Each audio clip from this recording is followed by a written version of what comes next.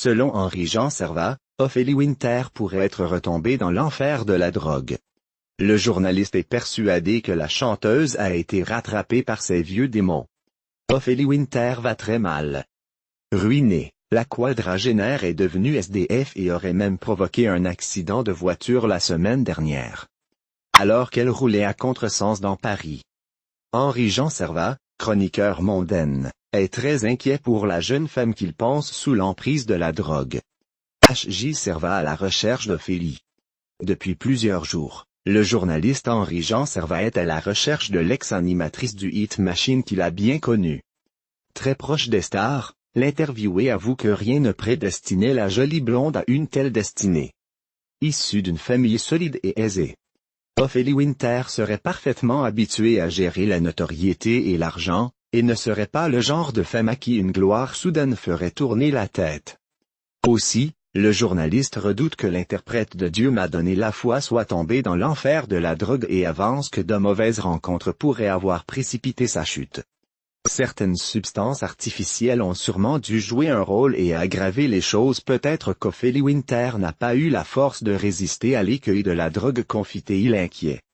Selon TPMP People, l'artiste, qui reste injoignable, aurait tout récemment accepté l'aide de sa famille. Pourtant, la jeune femme n'a jamais été aussi vulnérable. Des problèmes avec la cocaïne en 2007. Ophélie Winter ne s'en est jamais cachée, elle a connu des problèmes avec la drogue. Interpellée dans une affaire de stupéfiants en 2007 et placée en garde à vue, la chanteuse a reconnu être consommatrice de cocaïne. Alors qu'elle avouait tourner à 2 grammes par jour, 3 grammes de poudre blanche avaient été retrouvés chez elle à Neuilly-sur-Seine. La jeune femme était apparue au bras de Mohamed d'Enfer, dealer bien connu du showbiz, lors du festival de Cannes et n'avait pas été poursuivi dans cette affaire. À l'époque, les forces de l'ordre avaient précisé que la jolie blonde qui carburait à la coke semblait à la dérive. Dans TPMP, le journaliste Matthew Alterman a révélé que l'artiste allait mal depuis 15 ans et que sa situation actuelle n'était guère surprenante au vu des problèmes semble-t-il psychologiques de la chanteuse.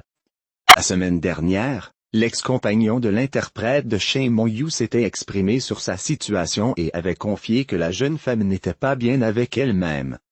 Ophélie Winter ne s'est pas exprimée sur sa situation depuis plusieurs jours et inquiète ses amis autant que ses fans. Sa famille n'a pas donné de nouvelles rassurantes de l'artiste et l'on ignore si elle est aujourd'hui à l'abri. Biographie. Née le 20 février 1974 à Boulogne-Billancourt, Ophélie Winter est la fille de Catherine Cathy, Feufeu, mannequin, et de David Alexandre Winter, chanteur néerlandais connu pour le tube O.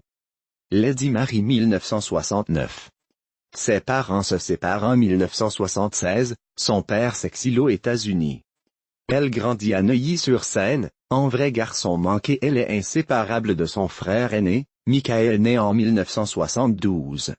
À 6 ans, elle monte sur scène pour la première fois et enregistre son premier 45 tours en 1984, la chanson des klaxons.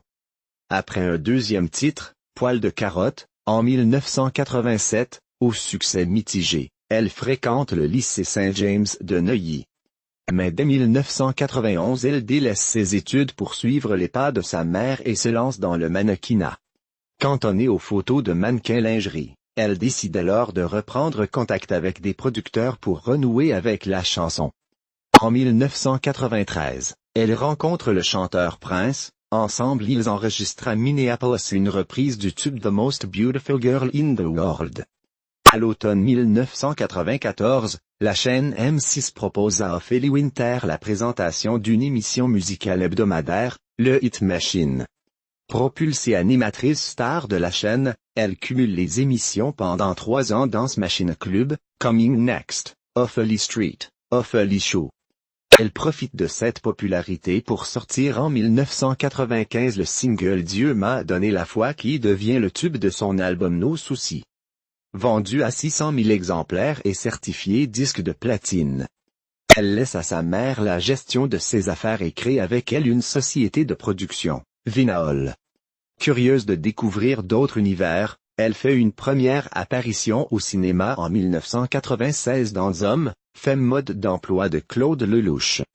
L'année suivante, elle décroche les rôles principaux dans Tout doit disparaître de Philippe Muil et Bouge de Jérôme Cornuau.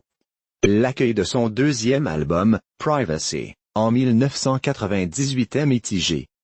Vendu à 275 000 exemplaires, les concerts et la tournée initialement prévus sont cependant annulés. Après l'échec en demi-tête de son émission sur TF1, Ophélie Winter Show, en 2000, elle revient sur le grand écran avec Les Jolies Choses de Gilles Paquet-Brené 2001. En 2002, elle est de retour dans les bacs avec un nouvel opus, Explicite Lyrique. Malgré le relatif flop de ce troisième album, le single Sache dont il est extrait réussit à se frayer une place dans le top 50. En 2004, des problèmes de santé l'éloignant des studios. En septembre 2007, après quelques années d'absence du petit écran, Ophélie retrouve M6, chaîne avec laquelle elle a débuté, pour rejoindre le jury de la 4e saison de Popstar. Son 4e album, en 2009, Resurrection, qu'elle produit sous son label W, ne trouve pas son public.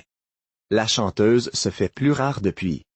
En 2013, on la retrouve aux côtés de Thierry Lhermitte dans un épisode de la série Document Martin sur TF1. À la rentrée 2014, elle fait partie du casting de l'émission Danse avec les stars sur TF1. Côté vie privée, après une romance avec le chanteur Mxollar à la fin des années 90 et avec l'acteur Alain Chabat 2002-2003, elle reste aujourd'hui discrète sur ses amours. En octobre 2019, Rolf Rudolph de son vrai prénom Van Dalen révèle lors d'une interview qu'il a partagé la vie de la chanteuse pendant 4 ans.